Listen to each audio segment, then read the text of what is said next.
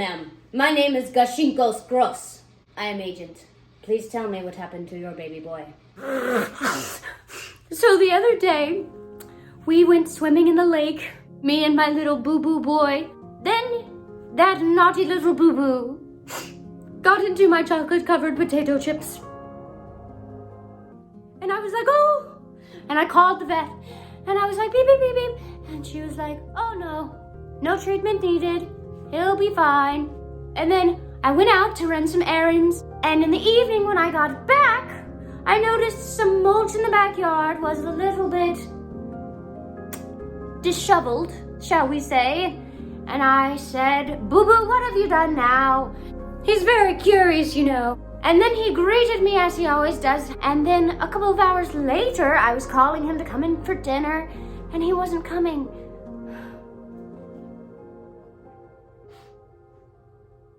I was calling him and he wasn't coming.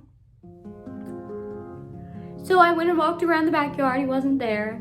And I went around, walked the front yard because sometimes, you know, he likes to explore. And that was when I saw him. He was dead on the driveway.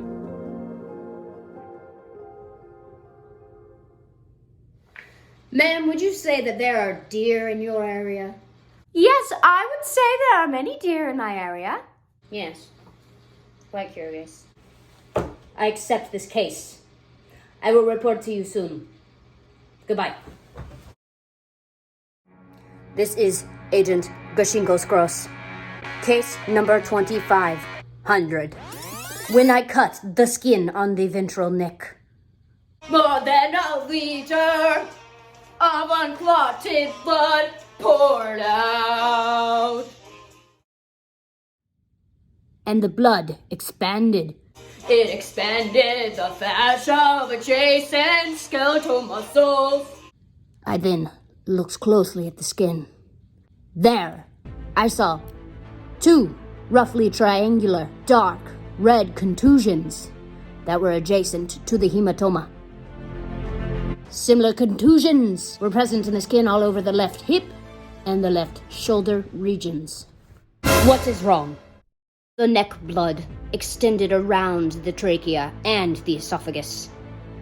The subdural space of the spinal cord at the level of the first and second cervical vertebrae was a small amount of hemorrhage.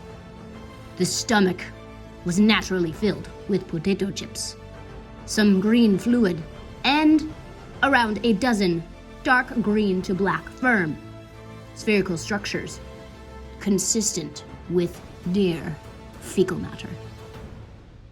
The gross diagnoses of paratracheal, paraesophageal, and subdural hemorrhage was made. I also found some Multifocal rupture in the alveolar septal of the lungs. and hemorrhage in the thymus. The skin lesions have me come to conclude that there are some differentials including vasculopathy, thrombotic or thromboembolic event, and trauma. The gross finding of the extensive hemorrhage in the neck, plus the history of the lady, did indeed confirm the blunt force trauma. Due to the accumulation of blood, it appeared to be vascular rupture.